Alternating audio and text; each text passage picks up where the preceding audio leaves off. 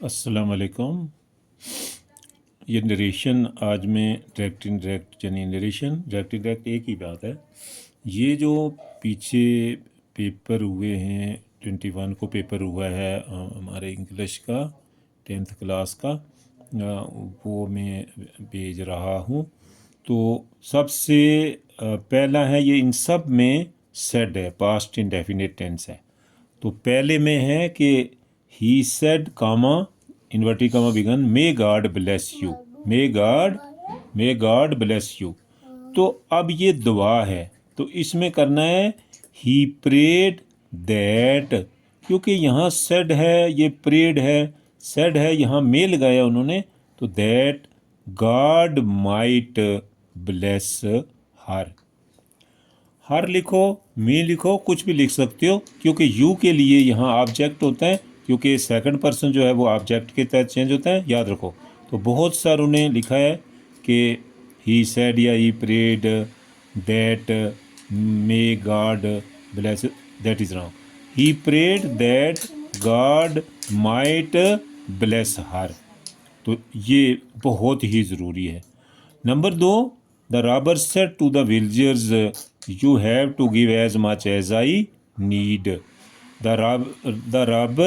Robber होते हैं डकैत वगैरह जो होते हैं, डाका मारने वाले। The robber told the villagers, क्योंकि ये सिंपल है और ये भी सिंपल है, तो ये भी सिंपल है तो दैट लगेगा। The robber told the villagers that they had to give. You जो है सेकंड पर्सन किसके लिए? द विलेजर्स के लिए, इसलिए क्या होगा? विलेजर्स के लिए है तो विलेजर्स ज़्यादा है, तो दे हैड, हैव का क्या बनेगा? हैड, क्योंकि present perfect past perfect. They had to give as much as he needed, need का भी नीडिड। ये जो आई है, आई जो है, आई फर्स्ट पर्सन है, इसलिए आई जो है वो सीधा राबर के लिए, दैट ही नीडिड, नीडिड की भी पास्ट टेंस बनानी है, याद रखना, ये बहुत लिख के रखना। और अभी जो 10th जो एग्ज़ाम लास्ट पेपर 21 को दे के गई है, बहुत ज़रूरी हैं। जो पिछले पेपर हैं, जो अभी इससे पहले जो एग्ज़ाम हुआ था, उनके भी नरेशन हम भेजेंगे, रिलेटिव क्लास भी भेजेंगे, आर्टिकल्स भी भेजेंगे, और बाकी जो कुछ भी आएगा वो भेजेंगे। अब तीसरा है, the student said to the teacher, the student said to the teacher I will never disobey again and you are and follow,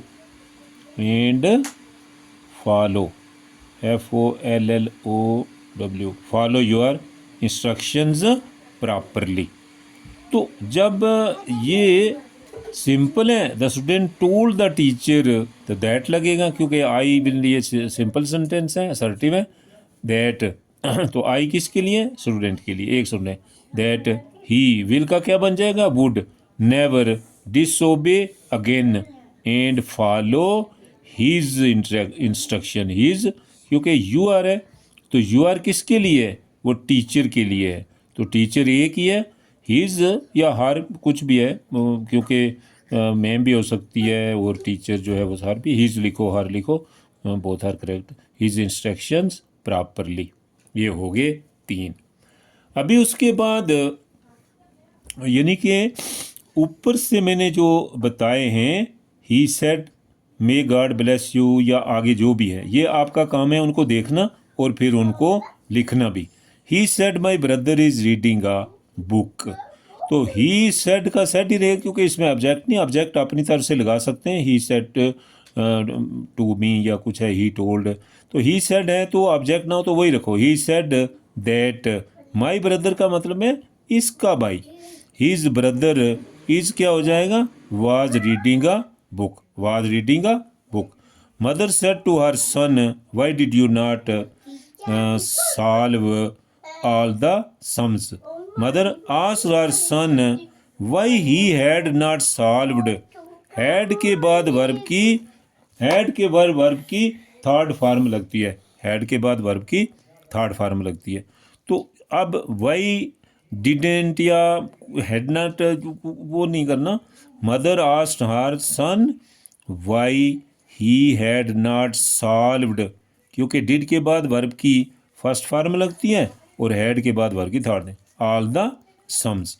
तो ये बहुत ही ज़रूरी है और इनको आपने देखना भी है, याद भी करना है और फिर बार बार देखना भी है, क्योंकि इस किस्म के बहुत सारे एग्ज़ाम में आते हैं। अभी हम आगे जो पीछे जो मैंने पिछला एग्ज़ाम लिया था उसके भी भेजो, ये नई 10th हो, पुरानी हो, 9th हो, 8th हो, इन सब को वॉच करना चाहिए।